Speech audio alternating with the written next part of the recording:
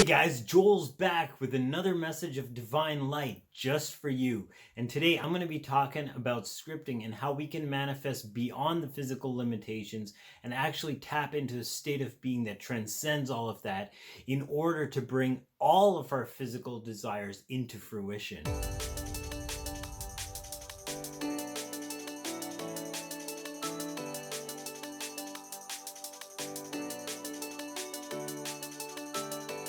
So today I'm going to be talking about how we can transcend our physical limitations, what we might think we want in order to gain the real truth of who we've come here to be. And when we tap into that manifestation, everything else falls into place.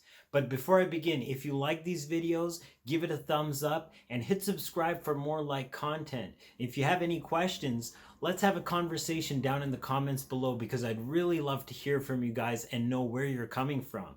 And speaking about where we're coming from, I hosted a survey where I asked some of the members of the Discord chat what it is that we want to manifest as individuals and what are our blockages that are coming against us. And if there was one thing that we could truly manifest, what would that look like? What is our true goal? And I realized, like, I'm dealing with a high vibe tribe here. You know, a lot of people look at manifestations as like, I need a good job, or I need a good source of income, or I want to manifest a specific person. That's a very common one. And I've helped a lot of people get through this, myself included, several times actually.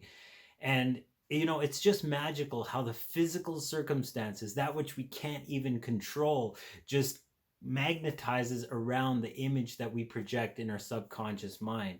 But beyond that, I realize that a lot of you guys are really wanting to understand, how can we manifest who we've come here to be? And when we manifest that, really, we actually step into everything that we deserve of. And that includes, you know, the finances, that includes the relationships, that includes the environment we live in, the body that we have. You know, all of that stuff is magnetized to that state of being. And that's the most powerful. Someone very involved in the Discord chat actually pointed out to me that they're having trouble manifesting time management. And I thought about this and I said, you know, myself included, I was diagnosed with a lot of problems when I was younger, problems according to the medical establishment, that is. But I realized that I was not seeing things the way the programmers wanted me to see them. And I was looking outside the box. And I realized that my perception of time isn't what people's perception of time is when they're ingrained in this kind of society. And this is what I wanted to make a whole video about, because when we're really addressing the problem of time management, and I say problem in quotes, it's not a problem. It's the fact of our perception, because time is a physical representation or manifestation of how our thoughts unfold. We have to realize that time in and of itself is not concrete, but our physical experience of time in these physical body flesh suits is linear, but time itself is not linear. And when we're looking at manifesting certain things, it's not even a matter of time.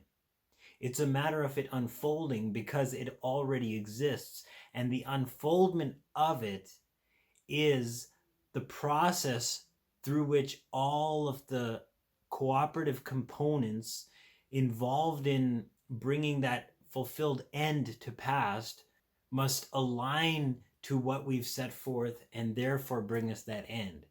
That's a pretty heavy statement. Maybe go back and rewind it, because this is what it is. Our physical circumstances are not the end goal. And even when we're manifesting, sometimes we see those birds before land. Sometimes we see something that is like the leading edge.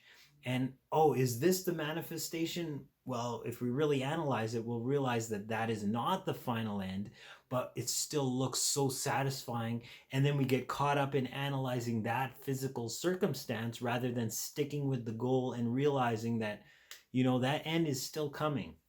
If we can stick to that end and not be caught up in the middle ground, It will unfold. It will unfold.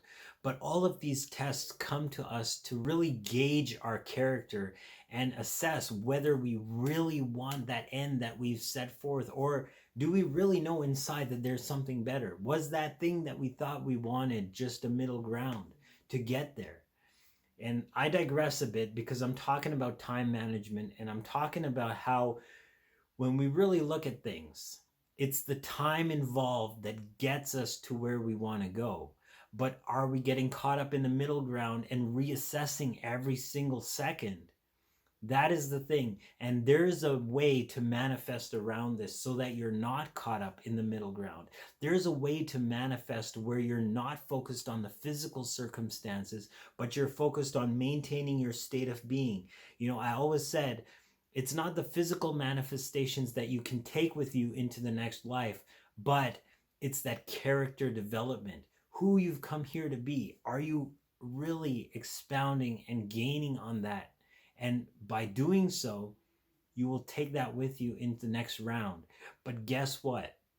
We can set our intention to manifest our state of being rather than just our physical manifestations. And this is what it comes down to. And this is actually one of the very first things that I did in order to get me to manifest at the level which I am right now, was to set an intention that whatever I manifested quickly, and that my state of being would be aligned with a smooth and effortless manifestational lifestyle. For me, it's that imaginal scene right before bedtime. And when you do it right before bedtime and you're falling asleep in that state, it's 1,000 times more effective than if you're doing it during the middle of the day. And of course, during the middle of the day, it is still effective. You are still imprinting your subconscious mind with this reality. But then you go back to the same old thoughts. And guess what? Sometimes those thoughts re-imprint themselves on your physical mind, and you got to break past that.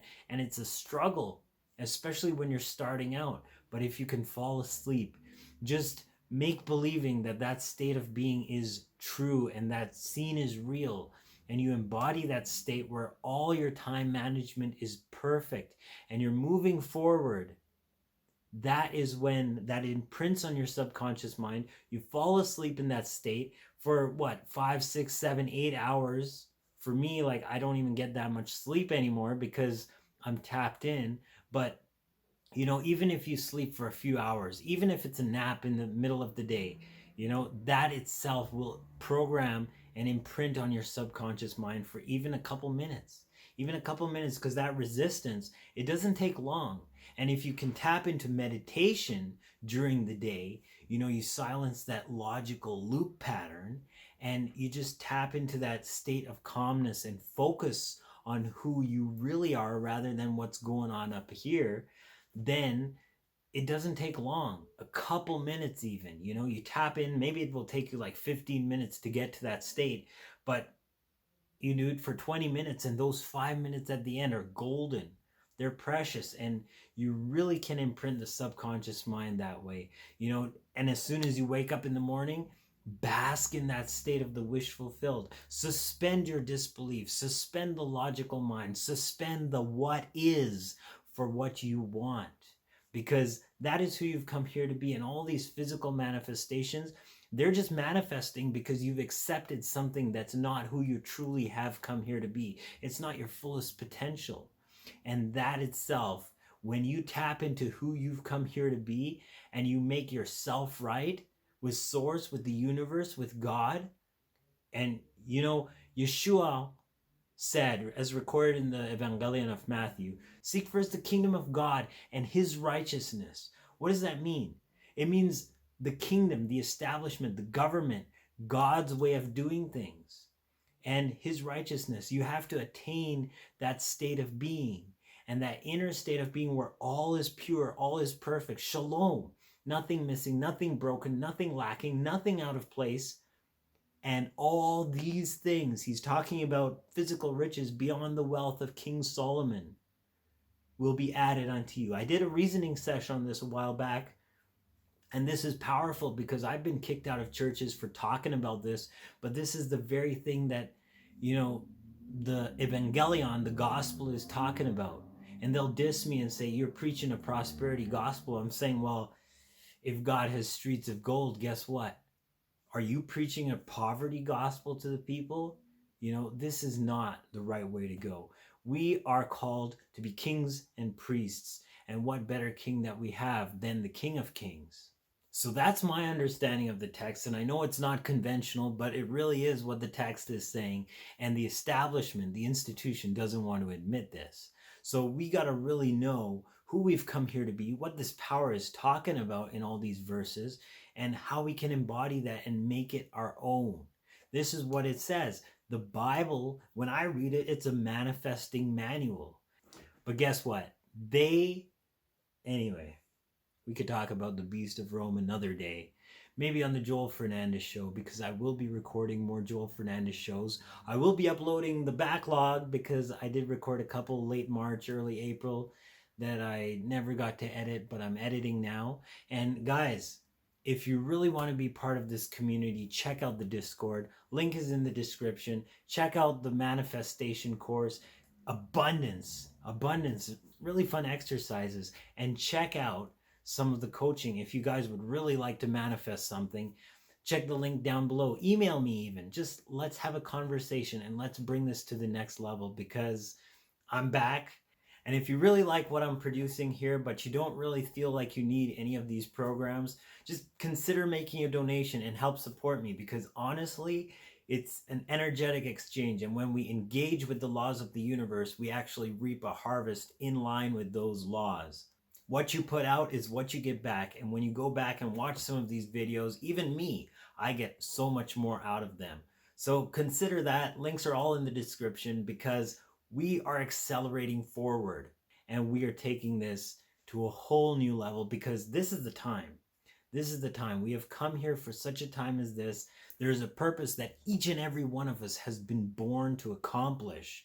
And if we don't fulfill that, man, it would be a sad day when we get to the other side. And that is the real sin, when we look at all the good that we never accomplished. It's not the bad that we do. That itself is bad enough. But the good that we do not do. Yeah. And that's what I'm here for. That's what I'm changing, because I've done a lot of bad stuff in my past, but no longer, because we are new, we are moving forward, we have our eyes set on the prize, and we are reclaiming this world for the kingdom of light and manifesting who we've come here to be, taking back our authority and our sovereignty from those who have stolen it from us.